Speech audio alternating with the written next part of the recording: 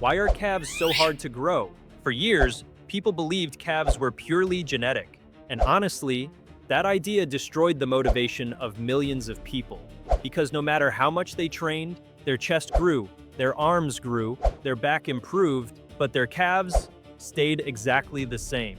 So what's the truth? Are calves really genetic, or are most people simply training them the wrong way?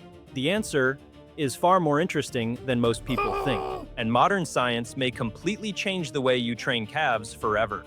Let's start with the biggest myth. Yes, genetics do matter. Some people naturally have better muscle insertions, longer calf muscles, and a greater tendency to develop them faster. That part is real, but what's not true is believing you can't build yours. Because muscles respond to tension, frequency, adaptation, and proper stimulus. And this is where most people fail.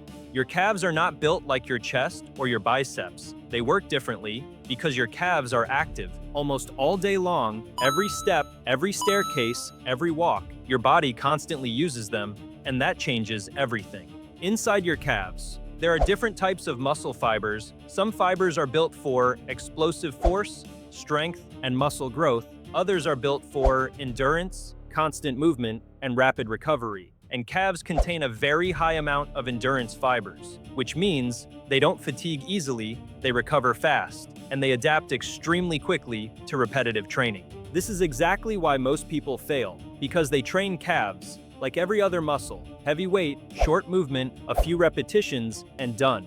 But here's the problem. When your movement is too short, a large portion of the muscle fibers never fully activate. You feel the burn, but many times you're just wasting effort. Now this is where everything changes. The correct calf raise is not about ego lifting. It's about full range of motion, deep stretch, controlled movement, and strong contraction. When you perform the movement correctly, more fibers activate, more tension is created, and your calves finally receive the type of stimulus that forces adaptation. And this is another detail most people ignore. Calves recover fast, much faster than many other muscles, which is why many people can successfully train calves Monday, Wednesday, and Friday with proper recovery between sessions. But repeating the exact same workout forever is another huge mistake. Different stimuli recruit different fibers, and this is where smart training changes the game. Monday, focus on contraction and full range of motion, slow repetitions, deep stretch, hard contraction at the top. This creates maximum tension inside the muscle. Wednesday, focus on endurance and time under tension, longer sets, controlled movement, short rest periods. Now you're challenging those resistant fibers directly.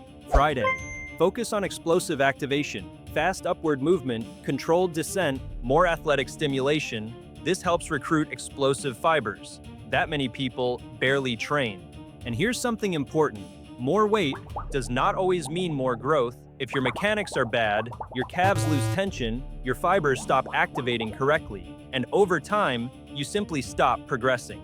That's why technique matters so much. Full stretch, controlled movement, strong contraction, consistent frequency. That's what finally forces the calves to adapt. Calves are not impossible to grow. They simply require a different strategy. Most people fail because they train calves like every other muscle. But once you understand muscle fibers, movement, tension, and frequency, everything starts to change. Modern science, primitive strength,